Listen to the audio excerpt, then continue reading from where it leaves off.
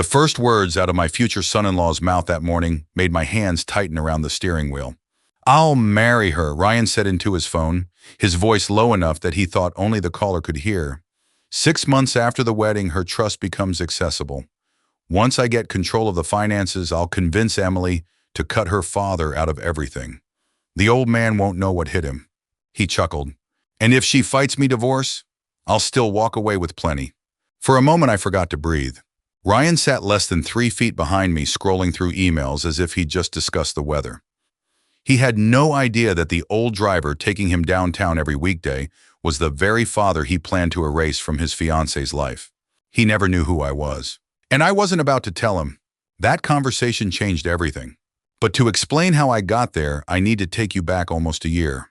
My name is Daniel Carter. I'm 67 years old, widowed and retired, or at least that's what everyone thinks. I spent nearly 4 decades building a regional construction company across Ohio before selling it to a larger firm shortly after my wife Susan passed away from pancreatic cancer. We had planned to travel together after retirement. Instead, I spent my first year alone learning that grief doesn't leave because people tell you to stay busy. The sale of the company left me financially comfortable. I never had to work another day in my life. But staying home all day felt like waiting for time to run out. So I found something simple.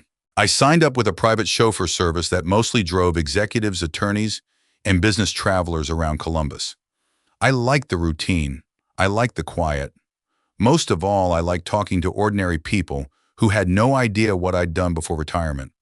Without titles or business cards, conversations became honest. At least most of them did. My daughter Emily never fully understood why I enjoyed driving. "Dad," she'd laugh whenever she stopped by my house on Sundays. "You spent 40 years telling people where to build skyscrapers. Now you're driving people to meetings." "I spent 40 years sitting in conference rooms," I'd answer. "This is a lot prettier." Emily would shake her head and smile. At 33, she had inherited her mother's kindness. She worked as a pediatric occupational therapist, never chased expensive things, and somehow found joy in helping children celebrate the smallest victories.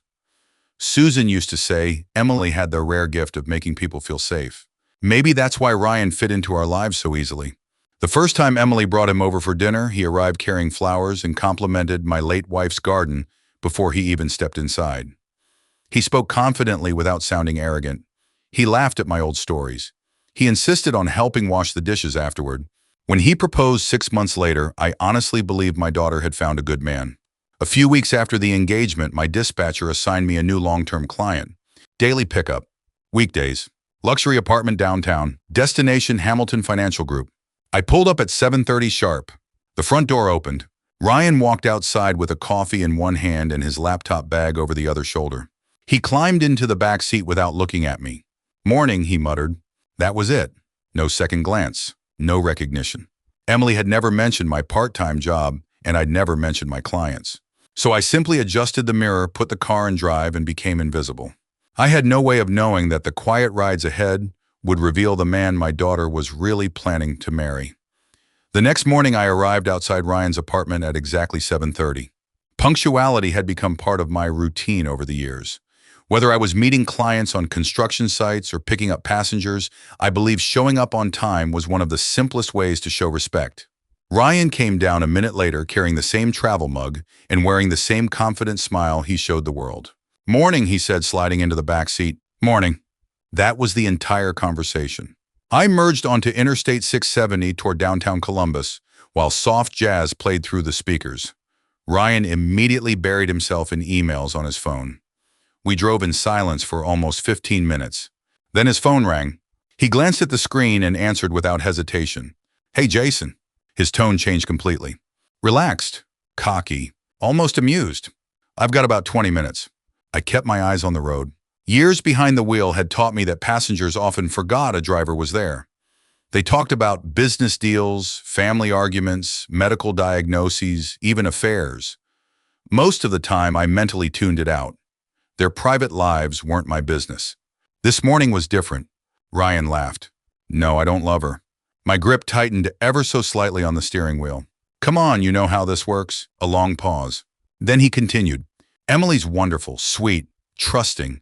That's exactly why this is easy." The words hit me harder than I expected. He wasn't speaking with anger. He wasn't even pretending. He sounded practical, like he was discussing an investment portfolio. Jason must have asked another question because Ryan chuckled again. Of course I've thought this through. Another pause. The trust doesn't fully unlock until after we're married. Her mom's attorney set it up that way.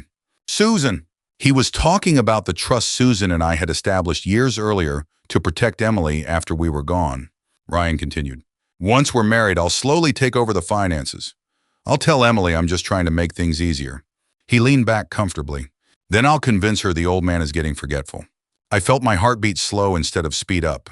Years in business had taught me something important. Panic clouds judgment. Calm reveals options. Ryan kept talking. If I can get her to sign a financial power of attorney, everything becomes simple. Another laugh. No, her dad won't see it coming. He looked out the window while downtown Columbus came into view. Honestly, she trusts him too much. First thing I'll do is create some distance between them. Those words hurt more than anything else he'd said. Not because they threatened me, because they targeted Emily. He wanted to isolate her. People who truly love someone don't separate them from the people who've spent a lifetime protecting them. Jason must have joked about divorce. Ryan answered without hesitation. If things go bad in a few years, I'll still come out ahead. Silence. Then the sentence I'll never forget. Marrying her is the easiest business decision I've ever made. The light ahead turned red. I eased the sedan to a stop. For just a second, I looked at Ryan in the rearview mirror. He wasn't smiling anymore. He was reading stock prices, completely unaware that the driver in front of him wasn't just another employee. I was Emily's father, the man he'd just described as an obstacle. The light turned green. I drove the final 3 blocks without saying a word. When we reached Hamilton Financial Group, Ryan slipped his phone into his pocket and grabbed his briefcase. Thanks, he said casually as he opened the door. See you tomorrow. Have a good day, I replied. He shut the door and disappeared into the glass office tower. I sat there for another minute staring at the revolving doors. Every instinct as a father told me to call Emily immediately. Every instinct as a businessman told me not to. Accusations without proof destroy trust. Evidence changes lives. By the time I drove away from the curb, I had already made my decision. I wasn't going to confront Ryan. I was going to learn exactly who he was. I didn't sleep much that night. Not because I was angry. Anger fades. What kept me awake was a question every parent eventually faces. When do you step in, and when do you let your child discover the truth on their own? Emily was 33 years old. She wasn't a little girl anymore. If I called her that evening and said, "Your fiancé is using you," what would happen? She'd ask for proof. And all I had was a phone conversation she hadn't heard. Ryan would deny every word. Emily would be caught between the 2 men she trusted most. I had spent my entire life solving problems with facts, not emotions. This would be no different. The following morning, I picked Ryan up as usual. He climbed into the back seat without looking up from his phone. Morning. Morning. We drove toward downtown under a gray Ohio sky. This time he didn't make any suspicious phone calls. He answered emails, complained about traffic, asked me to stop for coffee. Just another executive heading to work. If I hadn't heard yesterday's conversation, I would have thought he was exactly who Emily believed he was. That realization frightened me more than his lies. People rarely reveal their true character all at once. They reveal it in private when they believe no one important is listening. And to Ryan, I wasn't important. I was just the driver. For the next 2 weeks, I said very little. I listened. I observed. I remembered. Ryan never thanked waitresses. He interrupted receptionists. He complained whenever someone older moved too slowly. One rainy morning, we stopped at a gas station because he wanted bottled water. The cashier, an elderly woman with trembling hands, accidentally gave him the wrong change. Ryan sighed dramatically. Seriously, he muttered. The woman apologized and corrected the mistake within seconds. As we walked back to the car, Ryan laughed to himself. They really ought to make people retire after 70. I looked at him through the rearview mirror. He never noticed. That afternoon, I made a phone call of my own. Frank, a familiar voice answered. Dan Carter. Frank Wallace had been a private investigator for nearly 30 years before scaling back his workload. We had worked together once during a construction fraud case almost 15 years earlier. I need a favor. He listened quietly while I explained only the basics. My daughter's fiancé. Yes. You think he's hiding something? I know he is. Frank didn't ask unnecessary questions. When do you want to start? Today? Over the following week, Frank worked quietly. Everything he did was completely legal. Public records, business filings, property searches. Court documents. Nothing invasive. Nothing dishonest. Meanwhile, I continued driving Ryan every weekday. The routine never changed. Some mornings he bragged to coworkers over the phone. Other mornings he complained about Emily wanting to spend weekends with me. I swear, I heard him say one Tuesday, she talks to her dad almost every day. A coworker must have replied with something I couldn't hear. Ryan laughed. That'll change after we're married. He sounded absolutely certain. By Friday afternoon, Frank called. I've got something. We met at a small diner we'd both liked for years. He slid a thin folder across the table. This isn't everything, he said. It's just the beginning. Inside were copies of civil court filings, credit reports, business registrations, several unpaid gambling debts, 2 lawsuits that had quietly been settled out of court. Nothing criminal, but enough to tell me Ryan wasn't the careful financial expert he claimed to be. Frank took a sip of coffee. I think he's been living 2 different lives. I slowly closed the folder. I was afraid you'd say that. Frank looked at me carefully. You want the whole truth? I nodded. He leaned forward. Dan, how much truth are you prepared to uncover? After my meeting with Frank, I drove home with the folder sitting on the passenger seat beside me. I didn't open it again. Not because I was afraid of what was inside, because I already knew enough to understand one thing. Ryan wasn't simply a flawed young man making bad decisions. He was building a life on deception. The question wasn't whether Emily deserved the truth. She absolutely did. The question was whether she was ready to believe it. That Sunday afternoon, Emily came over carrying a homemade apple pie. She had inherited Susan's habit of showing up with food whenever she sensed someone might be lonely. You've been working too much, she said as she hugged me. I could say the same thing about you. She laughed. Wedding planning is basically a second full-time job. I smiled, though my heart felt heavier than it had all week. We spent the next hour talking about ordinary things. Her patience, my garden, the neighbor's new golden retriever that had somehow learned to open backyard gates. It felt wonderfully normal, until she pulled out a binder filled with wedding plans. Ryan finally picked the venue, she said, sliding photographs across the table. It looks beautiful. It really does. She noticed my hesitation. What? Nothing. Dad. She narrowed her eyes the same way Susan always had whenever she knew I wasn't telling the whole truth. You've been quiet lately. I've just been thinking. About the wedding. I nodded. Emily reached across the table and squeezed my hand. You like Ryan, don't you? There it was. The question I'd been dreading. I could have answered with everything I'd learned.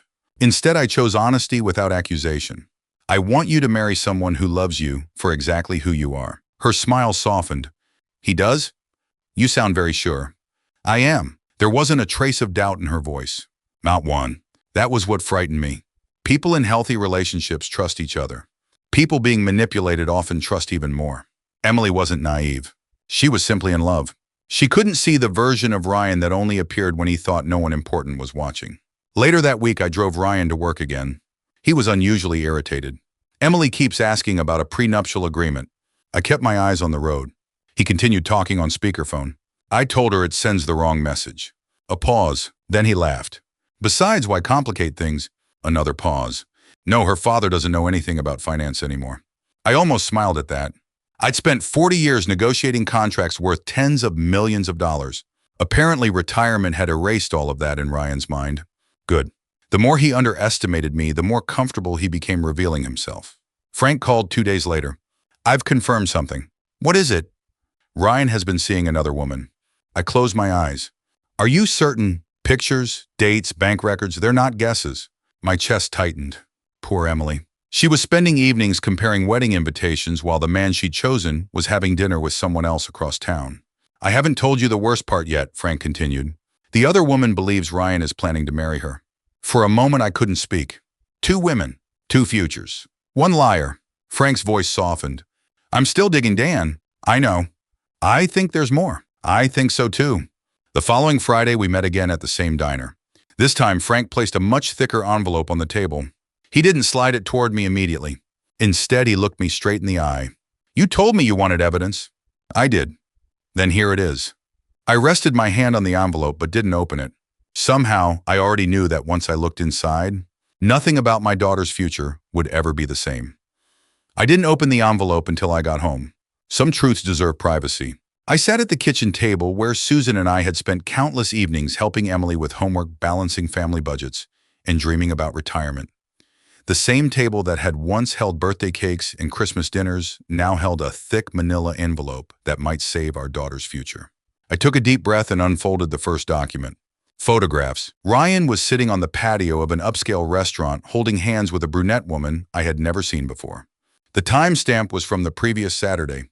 The same Saturday he'd told Emily he was attending a corporate leadership seminar in Cleveland. The next photograph showed them leaving a jewelry store together. The one after that captured Ryan kissing her outside a condominium building. I set the pictures aside and continued reading. The investigator's report was meticulous. The woman's name was Claire Morrison, 31 years old, a pharmaceutical sales representative, divorced. According to interviews and public records, Claire believed Ryan had proposed to her 3 months earlier. He'd told her his previous engagement had ended because his ex-fiancé was too attached to her controlling father. I leaned back in my chair. He hadn't just lied to Emily. He'd created 2 entirely different lives.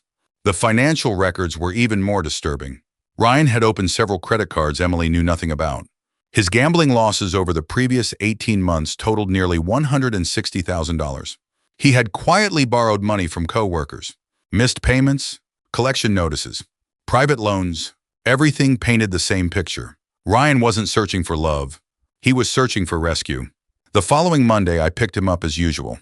He climbed into the back seat while texting. Morning. Morning.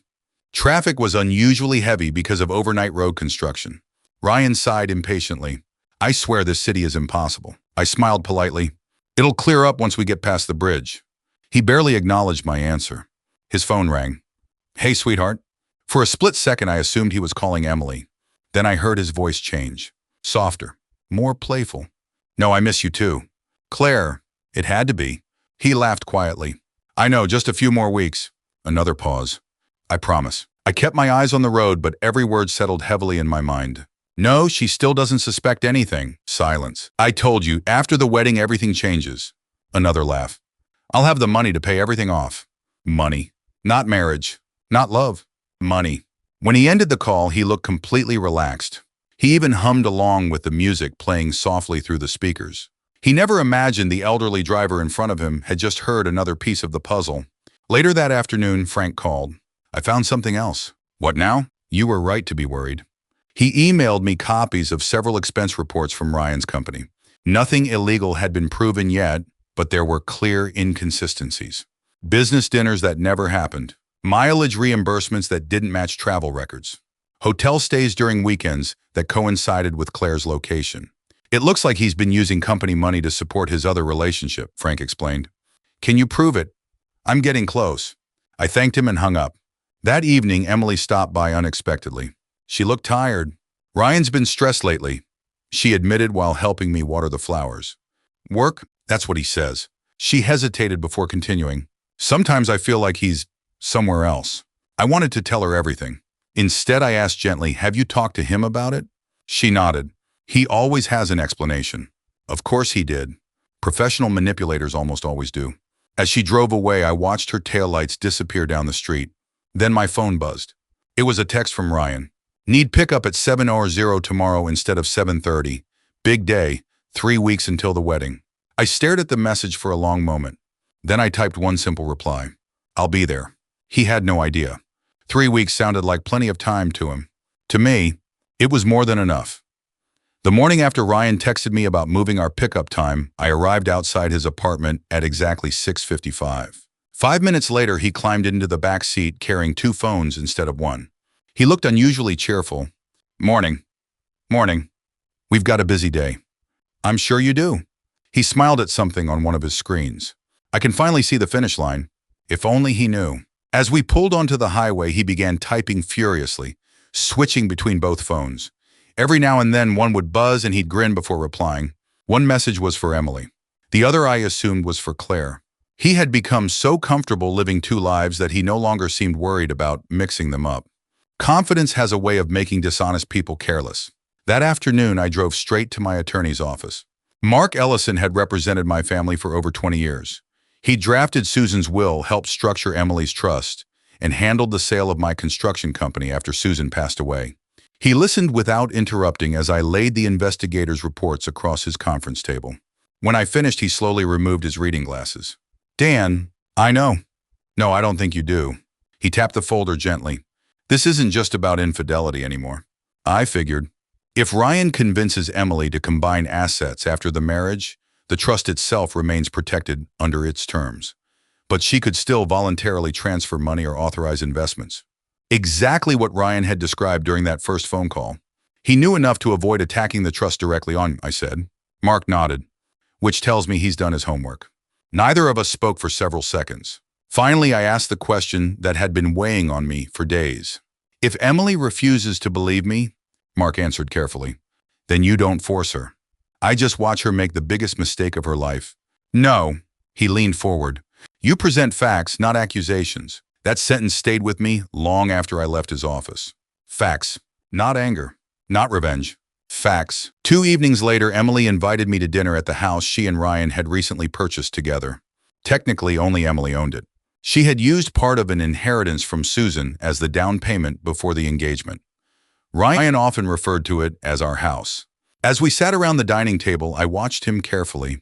He complimented Emily's cooking, asked about my tomato plants, laughed at an old story from my construction days. If someone had walked into the room, they would have thought he was the perfect future husband. Then Emily stepped into the kitchen to refill our drinks. Ryan immediately glanced toward the doorway to make sure she couldn't hear. He lowered his voice. You know, I looked up. I'm glad Emily has you. That's kind of you. I just hope retirement isn't getting lonely. I smiled politely.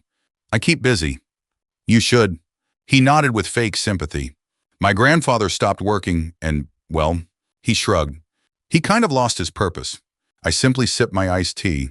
Ryan had absolutely no idea that my so-called retirement income was still larger than his annual salary several times over.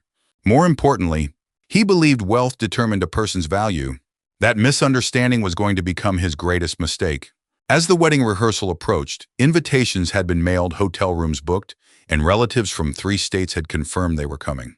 Everything appeared perfectly normal, exactly as I wanted.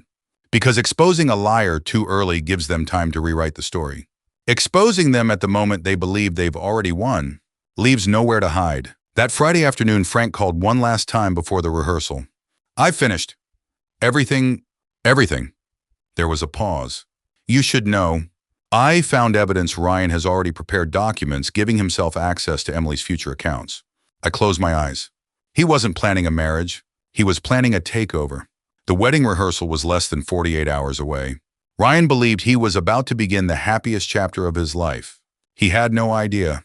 It would also be the day his carefully built lies began to collapse.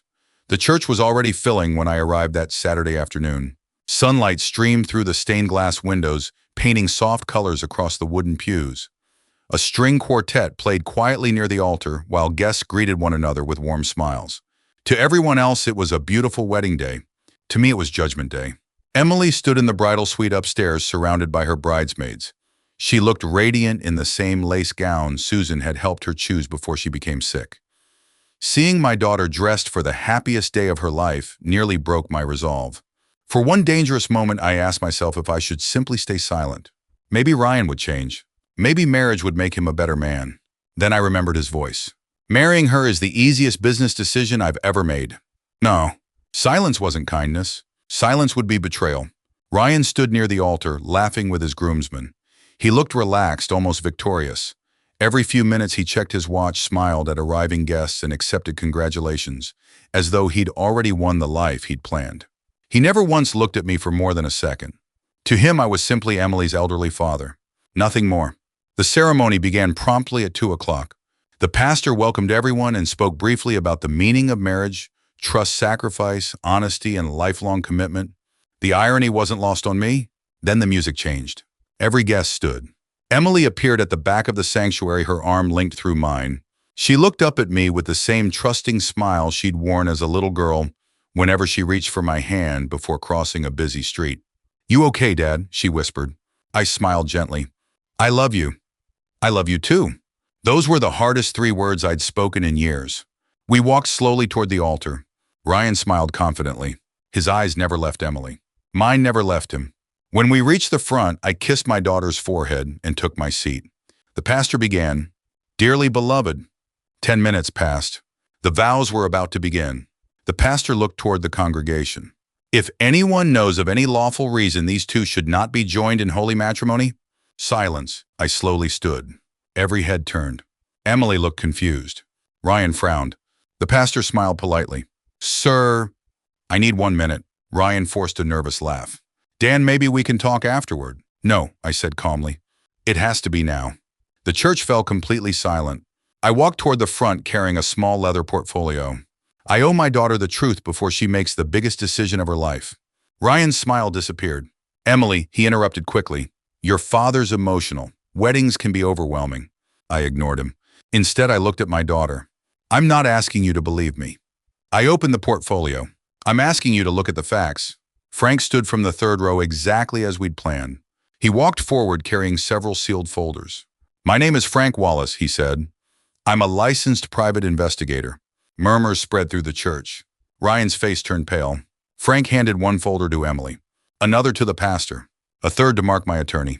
Inside were photographs, bank records, phone logs, public court filings, documented gambling debts, evidence of the second relationship, proof that Ryan had proposed marriage to another woman while planning this wedding.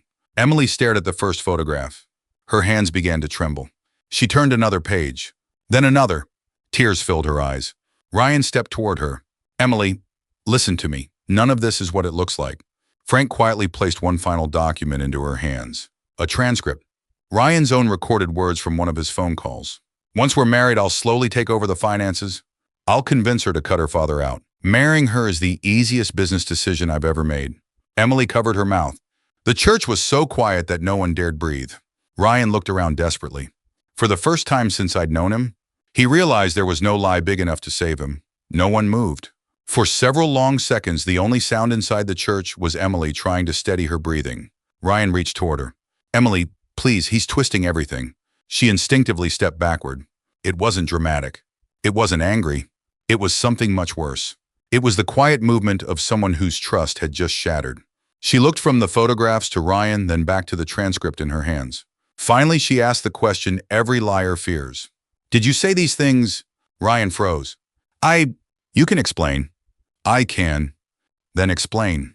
He looked around the sanctuary as if searching for an escape. There isn't any context. Emily stared at him. No. Her voice was calm. Context doesn't change words. Ryan turned toward me. Dan, you've been spying on me. I hired a licensed investigator after hearing you discuss your plan to exploit my daughter. You invaded my privacy. I protected my family.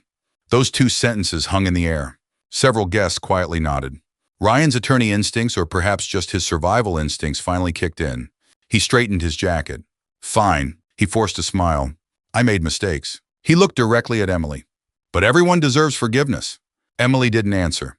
Instead, she slowly lifted another photograph from the folder. The picture showed Ryan kissing Claire outside her condominium. She held it up. What about her? Ryan swallowed. That? What's her name? Silence. Ryan. Emily's voice grew firmer. What's her name? Claire. And were you planning to marry her too? He couldn't answer. The silence became his confession. A woman near the back of the church suddenly stood. Everyone turned. A brunette woman in a navy blue dress slowly walked down the aisle. Claire. Frank had warned me there was a chance she'd come after he contacted her 2 nights earlier. She looked exhausted. Not angry, heartbroken. She stopped a few feet from Emily. I'm so sorry. Emily stared at her. You knew. Claire shook her head immediately. No. Tears filled her eyes. He told me you were his ex-fiancé. Ryan closed his eyes. Claire continued. He proposed to me in April. Gas spread through the sanctuary. Claire reached into her purse and pulled out a small velvet jewelry box. She opened it. Inside was an engagement ring. It's the same one. Emily slowly looked down at her own left hand. The rings were identical. Ryan had bought 2 matching engagement rings for 2 different women. Emily removed hers.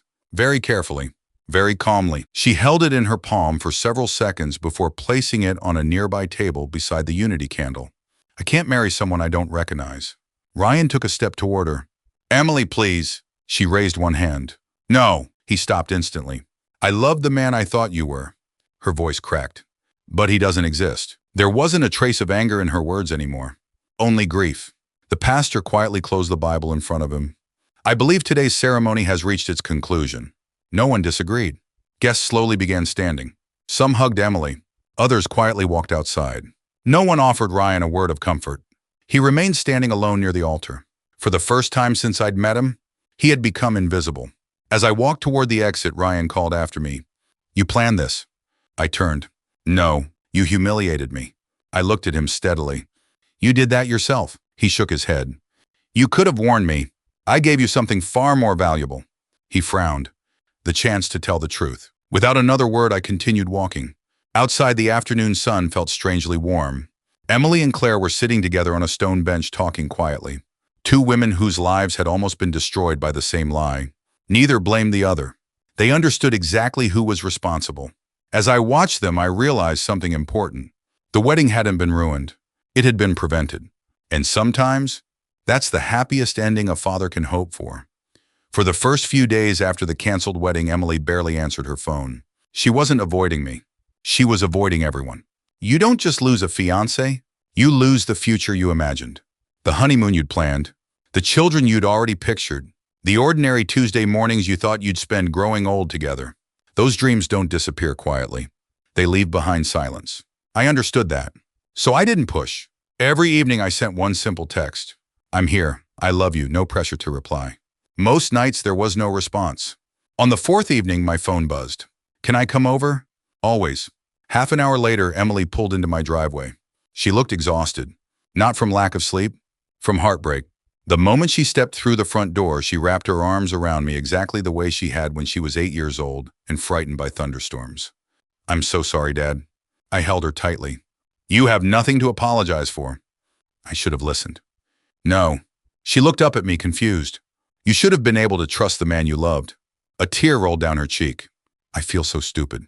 I gently shook my head. "Being deceived doesn't make you foolish. It makes him dishonest." She cried for a long time that night, not dramatic sobs, just the quiet tears of someone mourning a future that would never happen. Sometimes healing begins the moment someone finally feels safe enough to fall apart. Over the following weeks, life slowly found its rhythm again. Emily returned to work. She started seeing a therapist, not because she was weak, because she was strong enough to ask for help. Every Sunday we had dinner together. Sometimes we talked. Sometimes we simply watched baseball and enjoyed the silence. Little by little, laughter returned. One afternoon, she surprised me. I met Claire for coffee. I smiled. "How is she?" "Better." Emily laughed softly. "We actually have a lot in common." It didn't surprise me. Neither woman had betrayed the other. They had survived the same deception. Instead of becoming enemies, they'd chosen compassion. That decision said more about their character than anything Ryan had ever done. A month later, Frank called. "I thought you'd want an update." "What happened?" "Ryan lost his job." I wasn't shocked. His employer had completed an internal audit after reviewing the expense reports Frank had uncovered. The investigation confirmed repeated violations of company policy. Nothing criminal, but enough to end his career there. "And Claire, she moved to Chicago." I nodded quietly. "I hope she finds some peace." "I think she will." Before hanging up, Frank said something that stayed with me.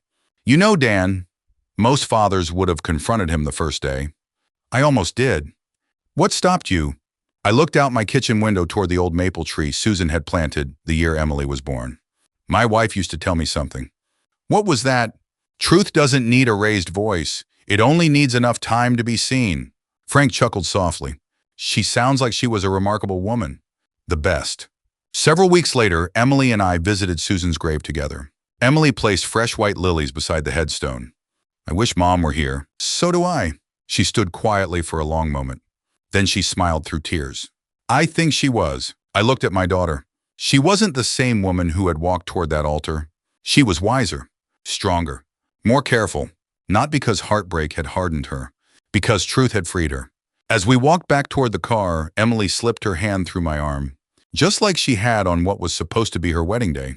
Only this time, we were walking toward a future built on honesty instead of illusion. Nearly a year passed before life truly felt ordinary again. Not the kind of ordinary that comes from pretending nothing happened. The kind that grows slowly after you've survived something painful and finally stopped measuring every day against the worst one. Emily had settled into a quieter rhythm. She'd moved into a smaller house across town, one she chose entirely on her own. Every piece of furniture, every paint color, every frame photograph reflected her decisions instead of someone else's influence. She looked lighter, Not happier every single day, but freer. One Saturday morning, she invited me over to help plant flowers in her backyard. As we knelt in the fresh soil, she laughed when I insisted she dug the holes too close together. You've been saying that since I was 10. Because you've been planting flowers too close together since you were 10. She bumped my shoulder and smiled. I missed this. So did I. For a while, we worked in comfortable silence. Then she set down her gardening gloves. Dad? Yeah. I keep thinking about something. I waited. If you hadn't taken that driving job? I smiled. I know. If Ryan had known who you were, he never would have said any of it. She nodded slowly. He would have kept pretending. Exactly. She looked toward the rows of newly planted flowers. I used to think people showed their character by how they treated their family. They do. But now I think there's something even more important. I raised an eyebrow. How they treat people they don't think matter. I couldn't help smiling. Susan would have loved hearing her say that. A few months later, Emily met someone new. His name was Michael. He taught high school history. The first time he came to dinner, he arrived 15 minutes early carrying a homemade peach cobbler because Emily had mentioned it was my favorite dessert. When I answered the door, he held out his hand. Mr. Carter, thank you for inviting me. It was my pleasure. Before sitting down, he noticed my neighbor struggling to carry groceries across the driveway. Without saying a word, he excused himself for 5 minutes and went to help. No audience, no recognition, just kindness. When he returned, he apologized for the delay. Emily caught me smiling. What? Nothing. No, that's your I'm thinking face. I laughed. I was just noticing something. What? He helped someone when he thought no one was watching. She glanced toward Michael, who was now helping set the dinner table without being asked. Then she quietly smiled. I noticed too. After dinner, as Michael loaded the dishwasher, despite my protests, Emily walked beside me onto the back porch. You approve. I never get to choose who you love. I know. But character has a way of revealing itself. She slipped her arm through mine. This time I paid attention. As the sun began to set, I found myself thinking about Ryan for the first time in months. I didn't hate him anymore. Hatred is a heavy thing to carry, especially as you grow older. What he had done was unforgivable, but he no longer occupied space in our lives. His lies had failed. His manipulation had failed. Most importantly, he had failed to take away my daughter's ability to trust forever. She had simply learned to trust wisely. If there's one lesson this experience taught me, it's this. Never judge people by how they treat those who can benefit them. Watch how they treat the waiter, the cashier, the janitor, the neighbor, or the quiet old driver behind the wheel. Because character always speaks, even when the person speaking doesn't realize who's listening. Thank you for spending this journey with us. If this story touched your heart, reminded you of someone you love, or made you reflect on the importance of honesty and integrity, I'd be grateful if you'd share your thoughts in the comments. And if you enjoy heartfelt stories about family resilience and justice, consider subscribing so we can share many more together. The end.